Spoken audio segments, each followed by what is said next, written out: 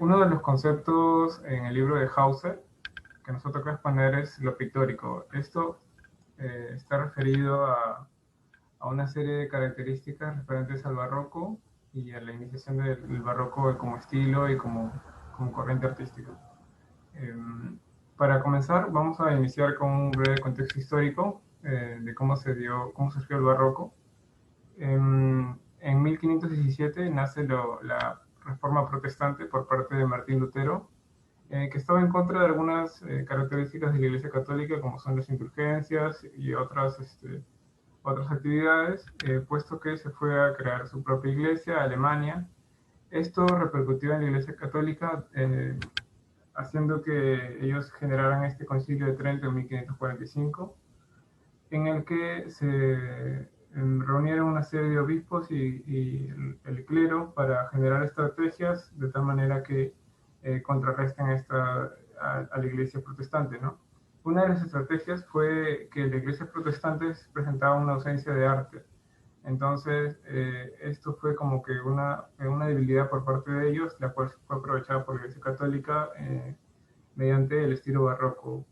Ellos creían que las imágenes, las texturas y las formas podrían comunicar el mensaje divino de una manera más directa que tan solo mediante la abstracción o el sentido de la lectura, ¿no?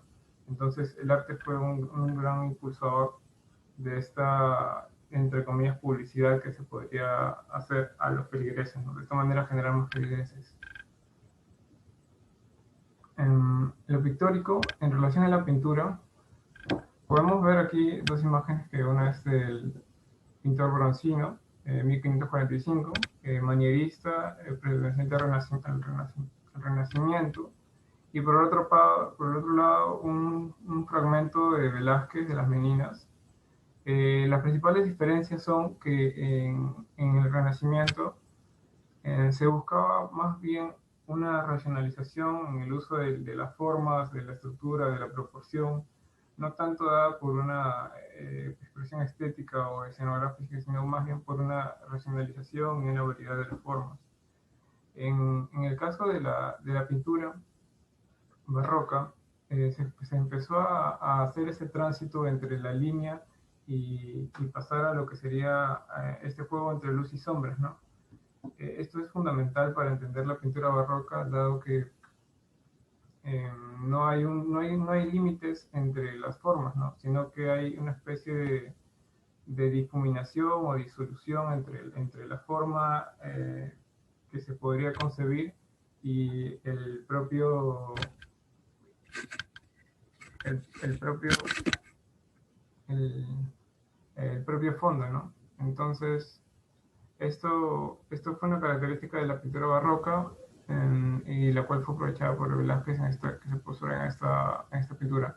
Otra característica sería, por ejemplo, los cabellos. En Velázquez están no tan plenamente dibujados unos por unos, sino que están de alguna manera manifestados mediante manchas o manchas con borrones, que también tienen esta característica de la luz y sombra, a diferencia de esta pintura de Bronzino.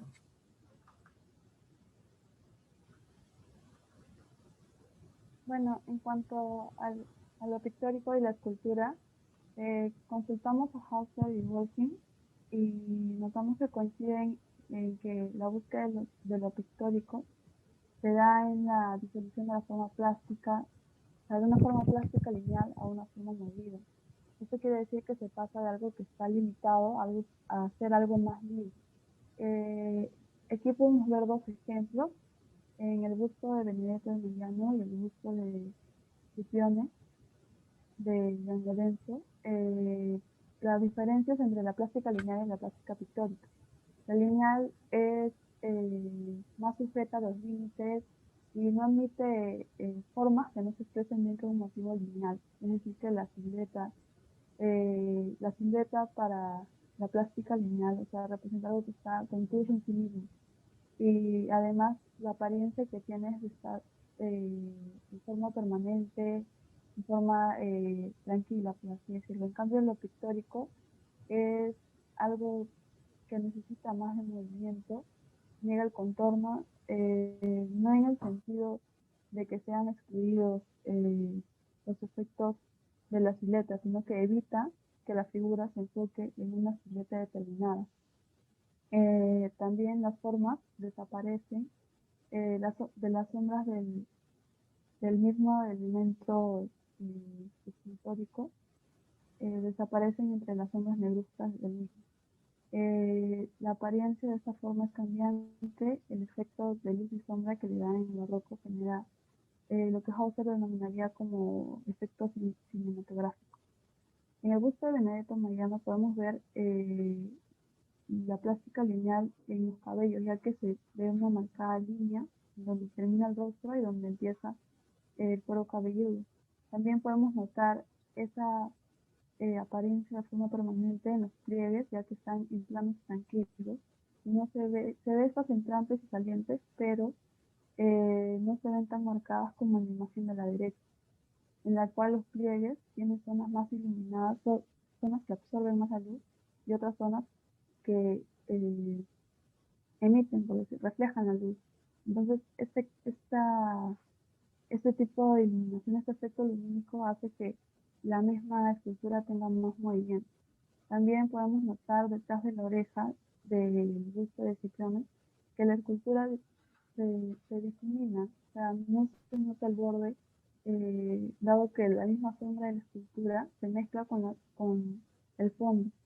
Y también podemos ver que los límites no son tan marcados, por ejemplo, en el cabello hacia el rostro se va como que degradando en pequeñas partes y no tiene una línea marcada como lo vemos en el busto de Benedetto de Mañana.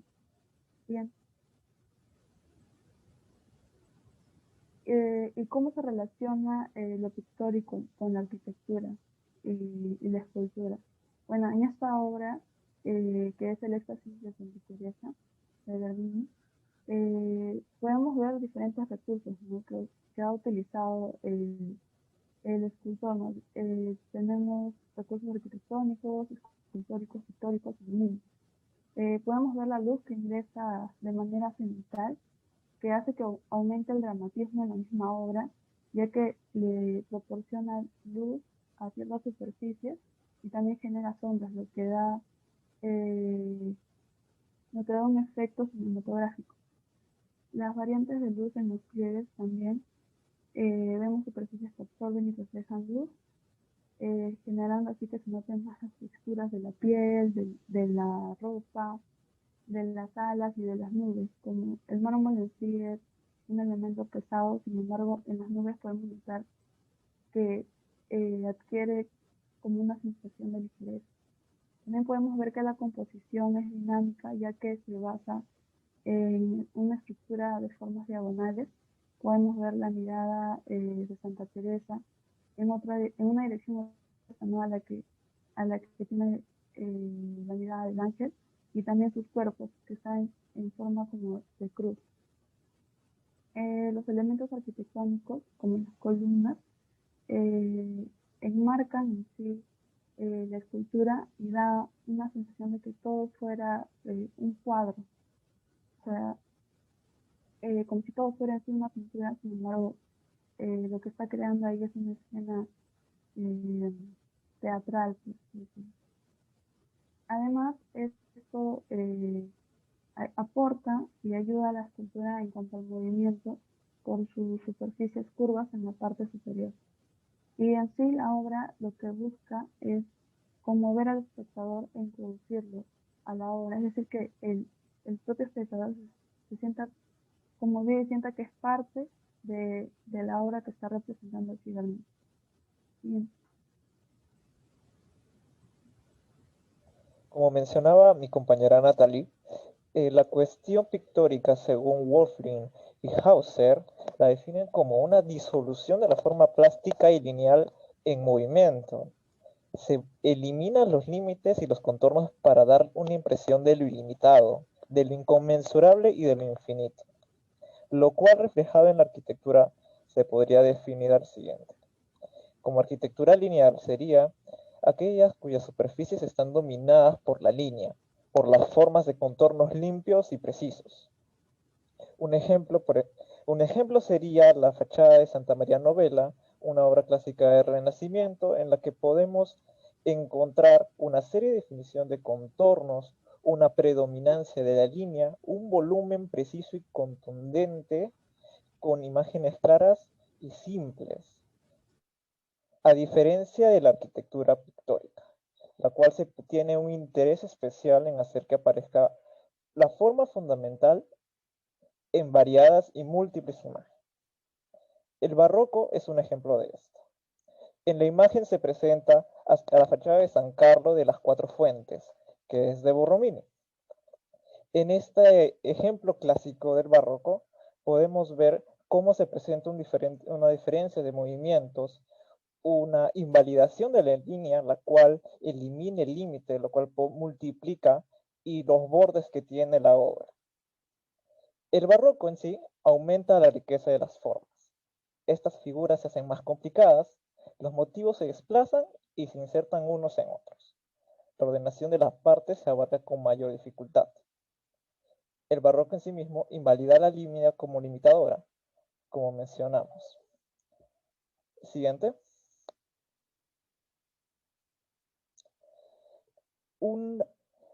El estilo pictórico se logra con su mayor intensidad en los interiores. Aquí es más fácil vincular a lo tangible de la gracia de lo intangible. Cobran valores los motivos de lo indefinido con lo inmensurable.